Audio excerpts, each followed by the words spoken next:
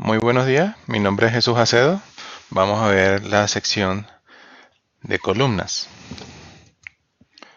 Como había hablado en el capítulo anterior, las columnas capilares tienen ciertas características.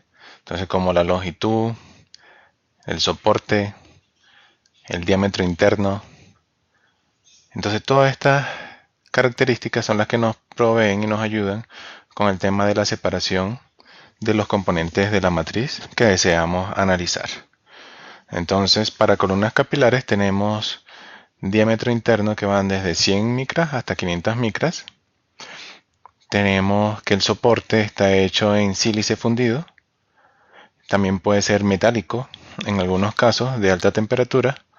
Y las longitudes van de entre 5 o 10 metros hasta 100 metros, dependiendo de las necesidades de las aplicaciones.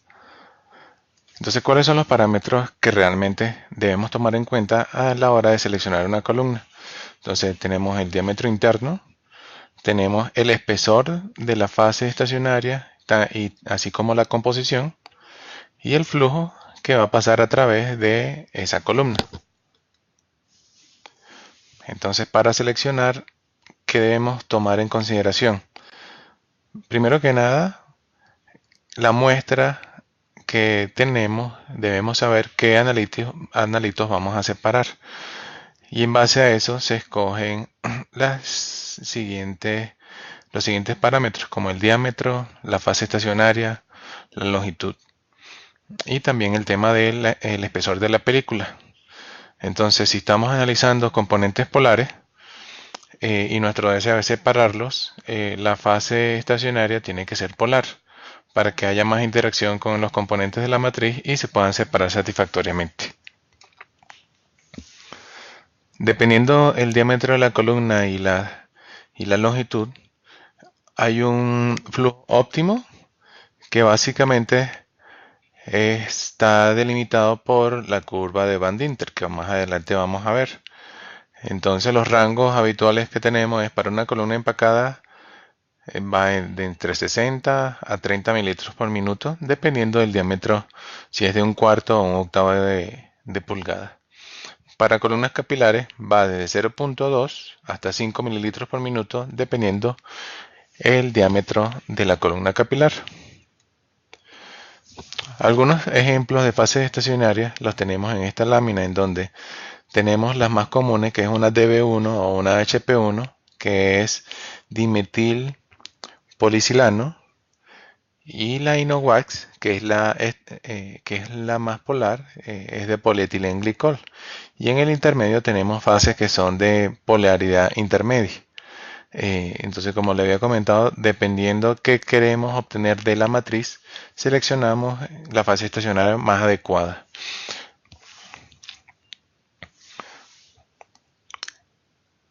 Para el desarrollo del método, nosotros nos regimos por las notas de aplicaciones. ¿Qué es una nota de aplicación? Básicamente son la información que nos provee cada uno de los fabricantes de columnas, que consta de lo básico de parámetros que nos va a permitir hacer esa separación de acuerdo a lo que reporta ese fabricante. Entonces, en esas notas de aplicaciones o paper están descritos todas esas condiciones, por ejemplo, el tipo de columna, las condiciones del gas en cuanto a presión y flujo, la temperatura del horno, si es isotérmico o es en rampa de temperatura, el puerto de inyección, la temperatura, si tiene división, etcétera, el detector, qué tipo de detector es, la temperatura y los parámetros, y la información de la muestra que están separando. Entonces ya con esto, digamos que el desarrollo del método es mucho más sencillo. Lo que le hablé anteriormente acerca de la curva de Van Dinter, básicamente está relacionado con el tema de los platos teóricos.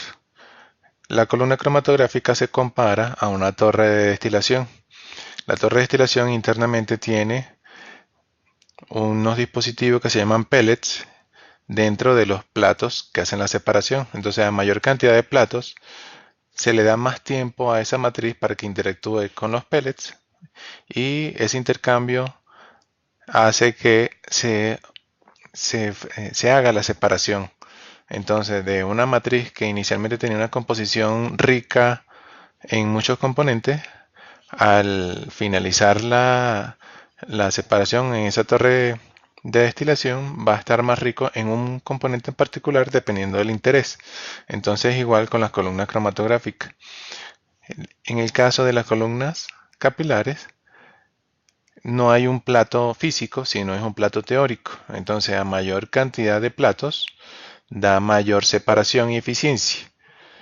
Entonces, si la altura del plato es menor, significa que va a haber más cantidad de platos por longitud. Entonces, a medida que esa altura es menor, más eficiente es la separación en esa columna. Entonces, eso es lo que describe la gráfica de Van Dinter, el diagrama de Van Dinter. Entonces, en donde describe la relación entre los platos teóricos y la velocidad lineal del gas de arrastre. Entonces, para ver el efecto de la curva de Van Dinter, pero relacionándolo con el tipo de gas de arrastre, tenemos lo siguiente.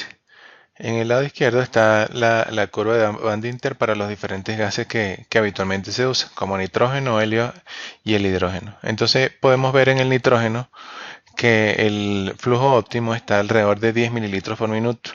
Ya luego la altura del plato teórico se incrementa, lo que hace que la separación sea menos eficiente.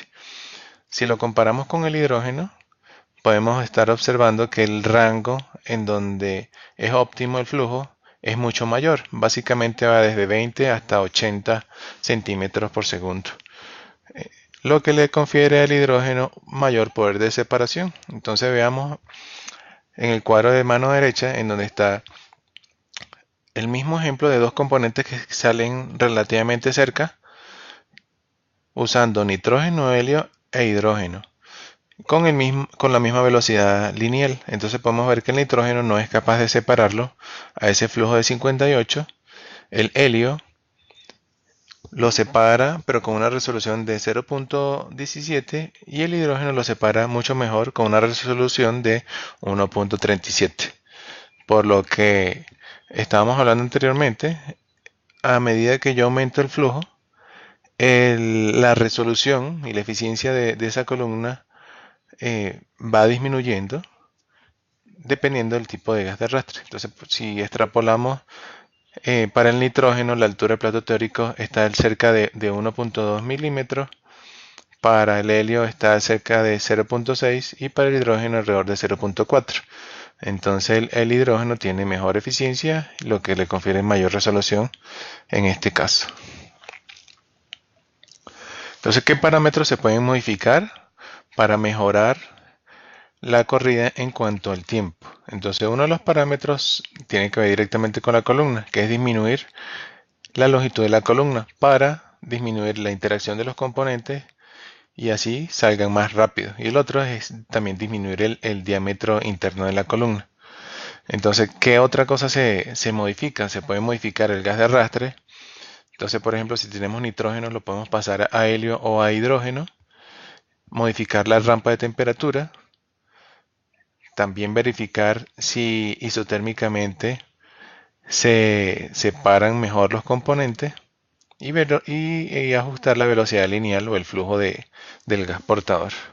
Entonces son los parámetros que habitualmente uno toma en cuenta para mejorar el método.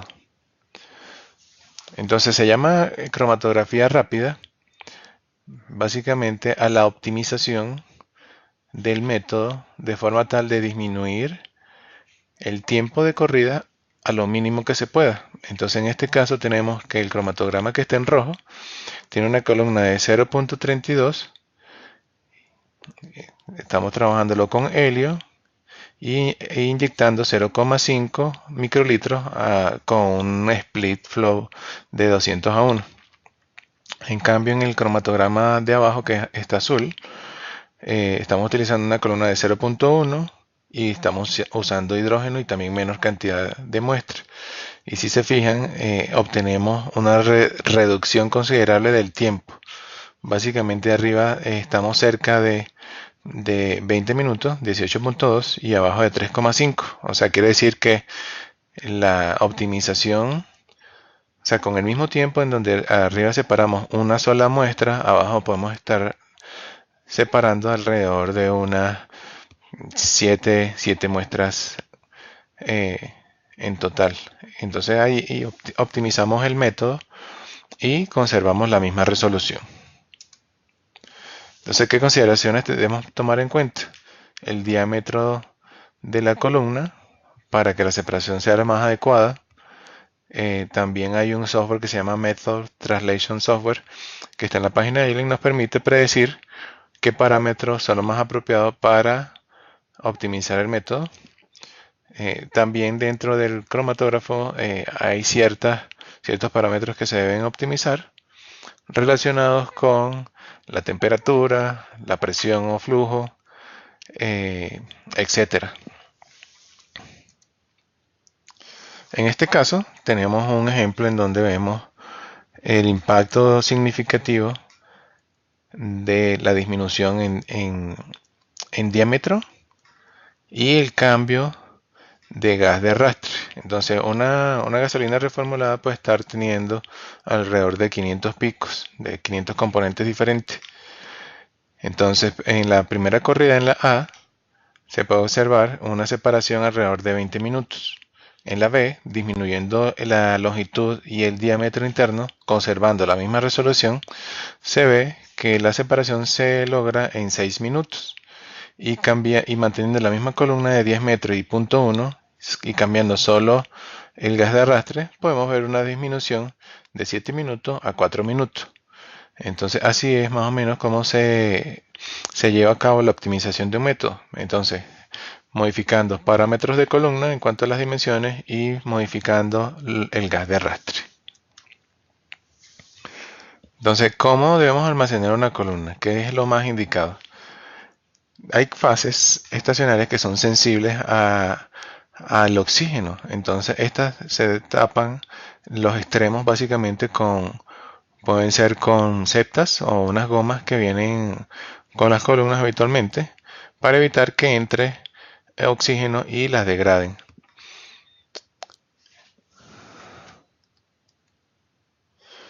¿Qué problemas están asociados habitualmente con la columna? Entonces puede haber problemas como que no aparezcan picos, que se desaparezca uno o más picos selectivamente y que la respuesta sea pobre. Entonces, dependiendo cada uno de estos síntomas, se debe examinar varias partes del equipo, del cromatógrafo básicamente. Entonces, que no haya picos básicamente puede ser temas de fuga hasta que la jeringa pueda estar tapada, que el puerto de inyección no esté funcionando adecuadamente. Cuando se desaparece selectivamente algún pico, puede ser que haya problemas de dilución con el solvente de lavado de la jeringa, etcétera. Problemas selectivos de la absorción de algún componente en la columna, que hay una temperatura de puerto de inyección inadecuada, un flujo incorrecto o también fugas en el sistema. Cuando la respuesta es pobre, puede haber pérdida de fase por desgaste ya en la columna, un puerto de inyección defectuoso, una mala técnica de inyección, que estemos inyectando menos de lo que deberíamos, fugas en el puerto de inyección, que hace que haya pérdida homogénea de todos los componentes. También podemos estar teniendo parámetros incorrectos en el detector, problemas de cola y absorción, y también temperaturas inadecuadas en el manejo del puerto de inyección. Bueno, básicamente esto es el tema relacionado con columnas. Espero sea de su agrado. Hasta la próxima.